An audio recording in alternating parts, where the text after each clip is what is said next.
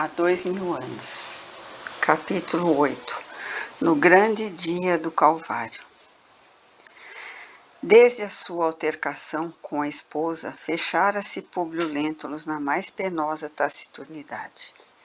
Dolorosas suspeitas lhe vergastavam o coração impulsivo acerca do procedimento daquela que o destino algemara ao seu espírito para sempre no intuito da vida conjugal. Não pudera compreender o disfarce de que Lívia se utilizara para o encontro com o profeta de Nazaré, pois seu temperamento orgulhoso rebelava-se contra aquela atitude da mulher, considerando a sua posição social um penhor da veneração e do respeito de todos e dando guarida, assim, às mais penosas desconfianças, intoxicado pelas calúnias de Fúvia e Sulpício.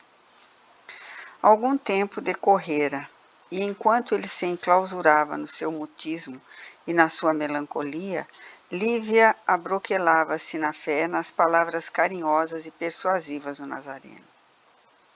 Nunca mais voltara ela a Cafarnaum, com o fim de ouvir as consoladoras prédicas do Messias, mas, por intermédio de Ana, que lá comparecia pontualmente, procurou auxiliar, sempre que possível, os pobres que buscavam a palavra de Jesus, na medida dos seus recursos materiais.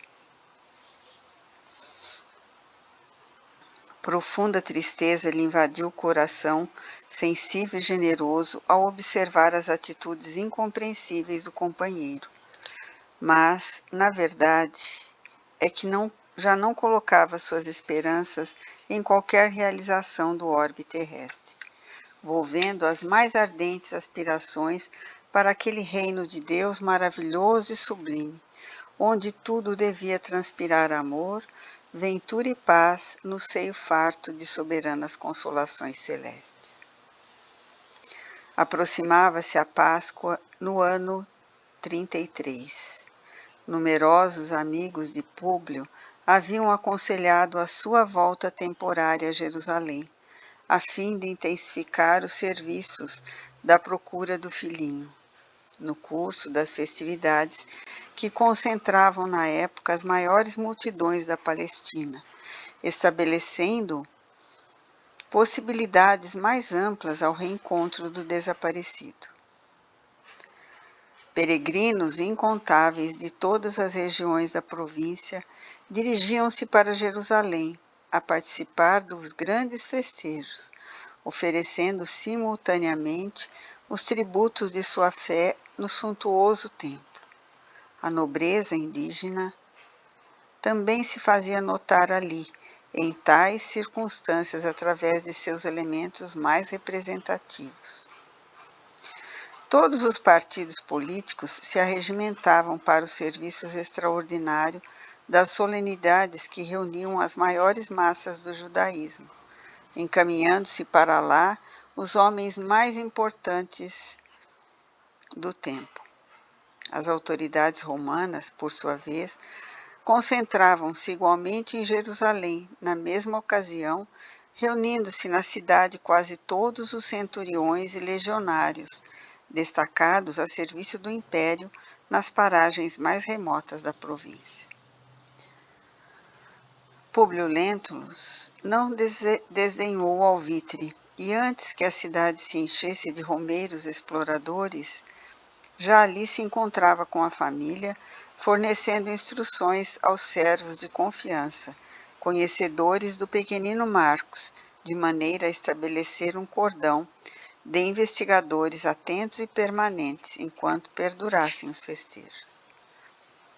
Em Jerusalém, o convencionalismo social não se modificara, notando-se apenas a circunstância de Públio haver dispensado a residência do tio Sávio, adquirindo uma vila confortável e graciosa em plena rua movimentada, de onde pudesse observar igualmente as manifestações populares.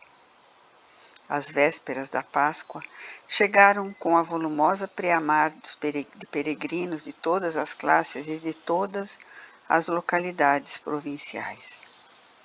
Interessante observar-se naqueles blocos heterogêneos de povo os hábitos mais díspares entre si.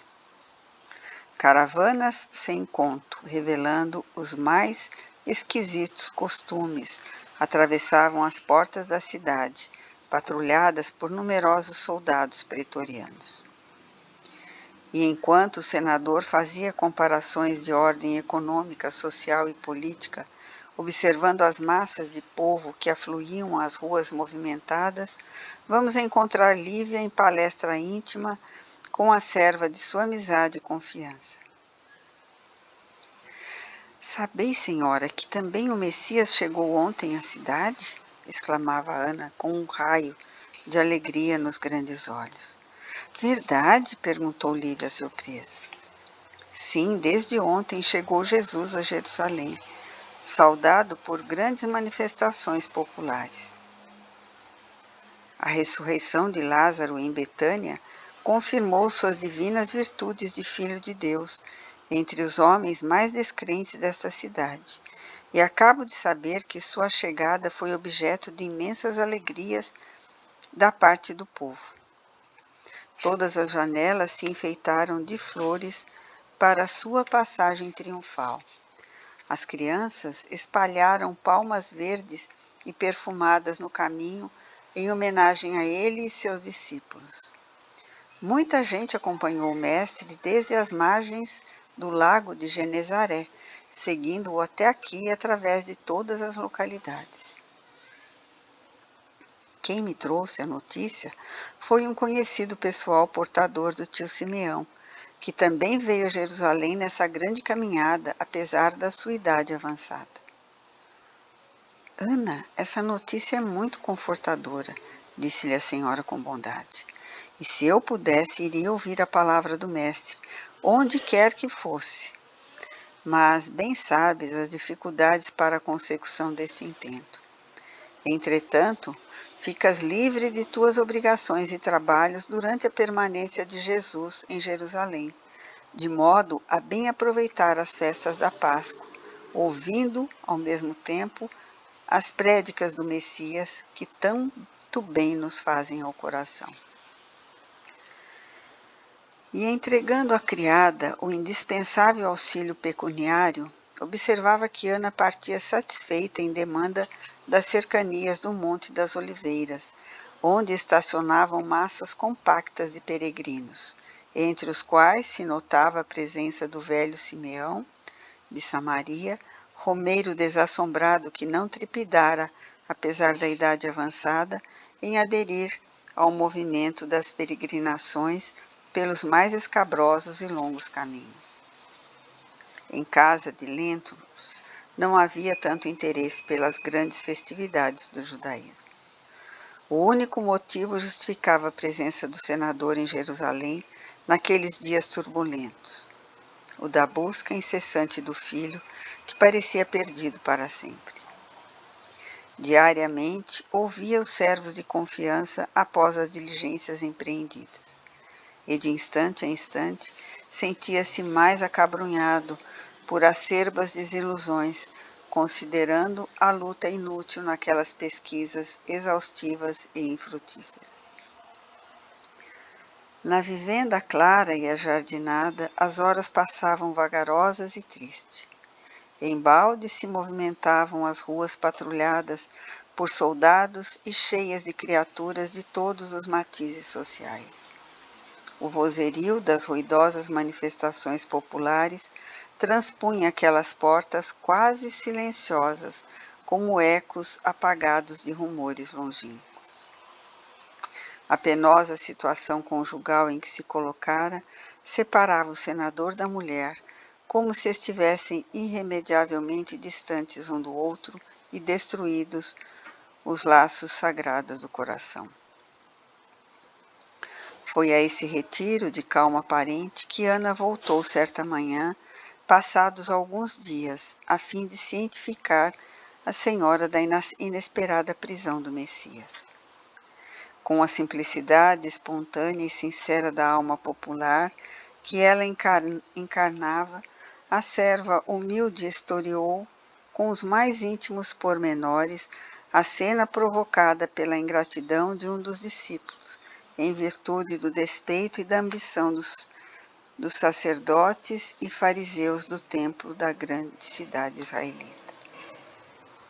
Amargamente compungida em face do acontecimento, Lívia considerou que, se fosse noutro tempo, recorreria imediatamente à proteção política do marido, de modo a evitar ao profeta de Nazaré os ataques das ambições desmensuradas. Agora, porém, reconhecia não lhe ser possível socorrer-se do prestígio do companheiro em tais circunstâncias. Mesmo assim, procurou aproximar-se dele por todos os modos, embora improficuamente. De uma sala contígua ao seu gabinete, notou que Públio atendia a numerosas pessoas que o procuravam particularmente em atitude discreta. E o interessante é que, segundo as suas observações, todos expunham ao senador o mesmo assunto, isto é, a prisão inesperada de Jesus Nazareno. Acontecimento que desviara todas as atenções das atividades da Páscoa. Tal o interesse despertado pelos feitos do Mestre em todos os espíritos. Alguns solicitavam a sua intervenção no processo do acusado. Outros, da parte dos fariseus ligados aos sacerdotes do Sinédrio, encareciam aos seus olhos o perigo das pregações de Jesus, apresentado por muitos como revolucionário inconsciente contra os poderes políticos do império. Debalde esperou Lívia que o marido lhe concedesse 2 minutos de atenção no compartimento próximo do seu gabinete privado.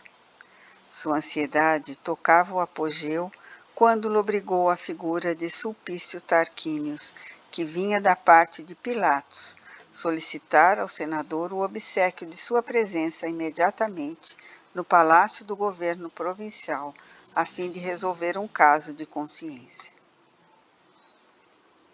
Públio Lentulus não se fez de rogado. Ponderando os deveres de homem de Estado, concluiu que deveria esquecer quaisquer prevenções da sua vida particular e privada, marchando ao encontro das obrigações que devia ao império. Lívia perdeu então toda a esperança de implorar-lhe auxílio para o mestre naquele dia.